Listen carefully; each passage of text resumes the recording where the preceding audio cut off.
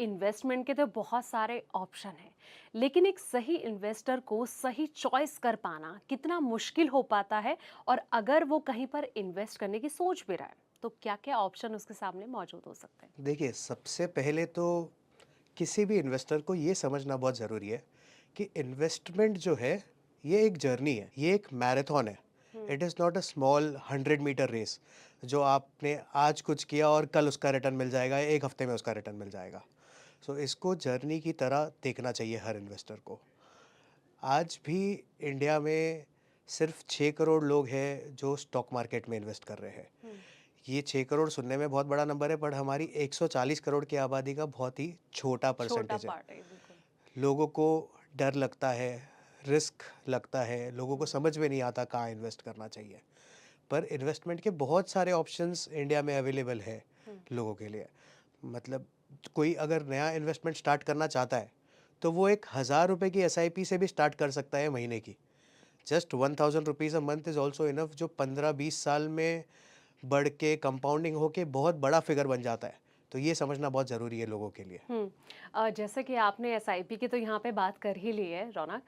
Equity market की भी आपने बात की है कि लगभग 6 करोड़ लोग इसमें इन्वेस्ट कर रहे हैं। मैं आपसे ये जानना चाहूँगी कि देखिए, जैसे कि मैं शुरुआत में मैंने कहा था कि बहुत सारे ऑप्शन आज के बिल्कुल। वक़्त में लोगों के पास हैं।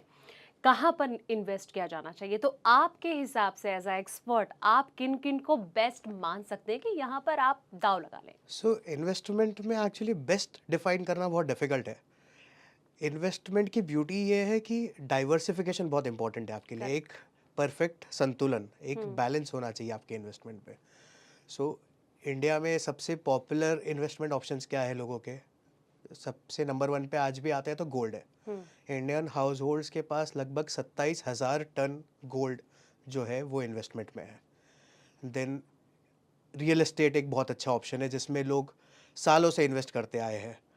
फिर लोग एफडी, आरडी, इन सब इन्वेस्टमेंट अपॉर्चुनिटीज़ में इन्वेस्ट करते हैं, हुँ, बट वो शायद इन्फ्लेशन नहीं बीट कर पाती, पर वो सेफ्टी देती है लोगों को। हुँ, पिछले 10 साल में अगर आप देखेंगे, तो ये जो इन्वेस्टमेंट ऑप्शंस का मिक्स है, ये काफ़ी चेंज हुआ है।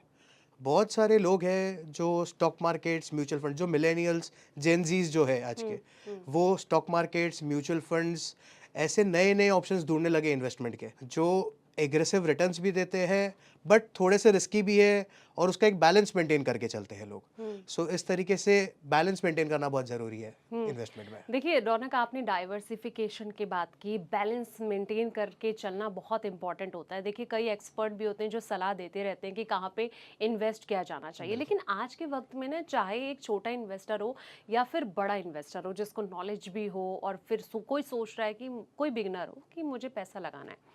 तो वो ये सोचता है कि अगर मैं अपने ₹100 कहीं पे इन्वेस्ट कर रहा हूँ, तो मुझे उसका 200 नहीं, मुझे 1000% रिटर्न चाहिए। तो ये कशमकश ना लोगों के माइंड में आ जाती है, तो इसको लेकर आप क्या कहेंगे? ये जो 100 रुपए के 1000 रुपए की आपने बात करी है ना, हुँ, ये फिन इन्फ्लुएंसर्स जो यूट्यूब, ट्विटर और टेलीग्राम वाले ना, उन लोगों ने ज़्यादा फैलाई है। हुँ, कुछ समय पहले जब उनका पीएनएल रिवील किया गया, तो ये पता चला कि वो खुद लॉसेस कर रहे हैं। हुँ, ठीक है? सो जैसे मैंने स्टार्टिंग में बताया था, इन्वेस्टमेंट एक जर्नी है। ठीक है? 100 के 1000 क्या 10,000 भी बनते हैं। हुँ, बट उसके लिए पेशेंस रखना पड़ता है, आपको कंटिन्यूअस मॉनिटरिंग रखनी पड़ती है। इसीलिए काफ़ी सारे ऑप्शंस, म्यूचुअल फंड जैसे ऑप्शंस हैं कि लोग अगर खुद स्टॉक पिकिंग नहीं कर पाते, हुँ, तो म्यूचुअल फंड में आपको एक्सपर्ट्स मिल रहे हैं जो बहुत बड़े-बड़े दिग्गज हैं, जो मार्केट का बहुत अच्छे से समझते हैं। वो लोग आपके बिहाफ़ पे इन्वेस्टिंग कर रहे हैं। हुँ, ठीक है? तो सेबी ने कुछ टाइम पहले ये जो 100 के 1000 बनाने वाले जो लोग हैं, जो ऐसे प्रोमिसेस करते थे, बिल्कुल। उनके अगेंस्ट में बहुत अच्छा स्टेप लिया है, उनके अगेंस्ट में एक्शन लिया, जिसकी वजह से ये चीज़ें बहुत कम हो गई है। हुँ, सो हमको रियलिस्टिक रहना भी बहुत ज़रूरी है। हुँ, ऐसी कोई स्कीम अवेलेबल नहीं है जो 1 हफ्ते में 100 का 1000 करके दे देगी क्या। Hmm. It has to be a consistent efforts that you need to make. Hmm. बिल्कुल, मतलब जैसे कि आप ये कह रहे हैं कि पेशेंस होने बहुत ज़रूरी है, कि मतलब रातों-रात अमीर बनना तो देखिए इम्पॉसिबल हो जाता है कई टर्म्स कंडीशन में।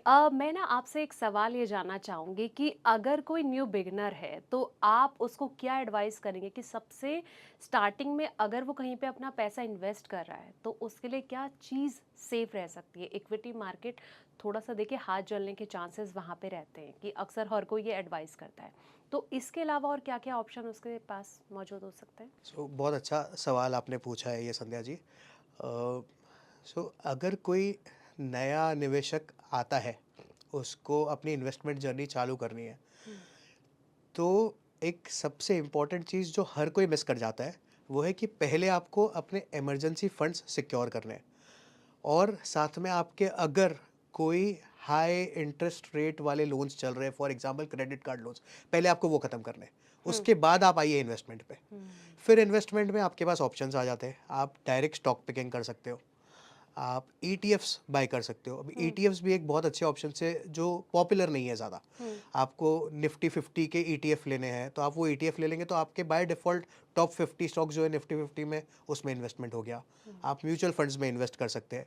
आईपीओ एक बहुत अच्छा मीडियम है नए इन्वेस्टर्स के लिए इन्वेस्टमेंट करने के लिए। हुँ, एक नई कंपनी जो अभी अपनी लिस्टिंग की जर्नी स्टार्ट कर रही है, उसी के साथ इन्वेस्टर भी स्टार्ट कर सकता है अपनी इन्वेस्टमेंट जर्नी, और उस कंपनी को ट्रैक कर सकता है कि वो कैसे ग्रो हो रही है, क्या उसका सक्सेस है और किस तरीके से वो लोग आगे बढ़ रहे हैं, क्या उनकी कमेंट्री है। तो हुँ, ऐसे बहुत सारे ऑप्शंस इन्वेस्टर के पास अवेलेबल है हुँ, जब वो जर्नी स्टार्ट करेगा तो। हुँ।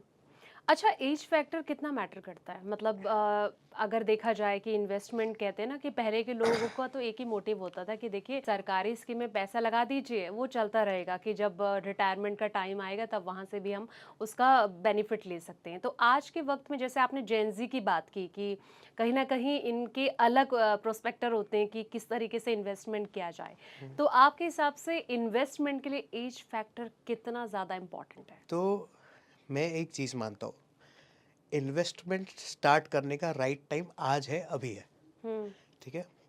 अगर फॉर एग्जांपल कोई इंसान 24 साल की उम्र में अपनी फिटनेस का ध्यान देना शुरू कर देता है, ठीक है, अच्छा खाता पीता है, एक्सरसाइज करता है, सब कुछ करता है, तो वो ये लाइफ लॉन्ग करते रहेगा। हुँ, ठीक है, वो 50 साल, 60 साल, 70 साल जब तक जिएगा तब तक वो करता रहेगा। हुँ, अब यही कोई इंसान अगर 40 की एज में, उसने 24 साल से तो अपना ध्यान नहीं रखा, ठीक है, बट 40 की एज में वो चाहता है कि अब मुझे अपनी हेल्थ का ध्यान देना है, तो ऑफकोर्स वो देगा, वो उसके लिए राइट टाइम है करने के लिए। Correct. Same is with investment.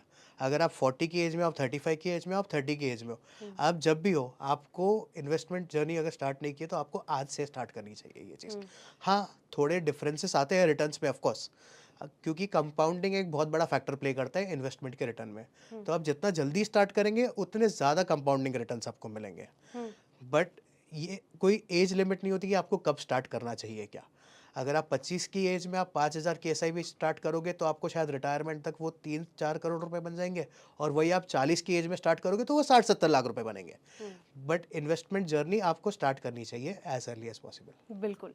अच्छा, एफडी, आरडी की अगर मैं बात करूँ, जो जितनी भी सरकारी स्कीम्स हो गया, बॉन्ड हो गया, इनको आप कितना सेफ़ मानते हैं? सेफ़ तो चलिए मैं कहती हूँ कि ये हैं, लेकिन इन्वेस्टमेंट के हिसाब से आप कितना इन पे ट्रस्ट कर सकते हैं कि यहाँ पे पैसा लगाया जा सकता है?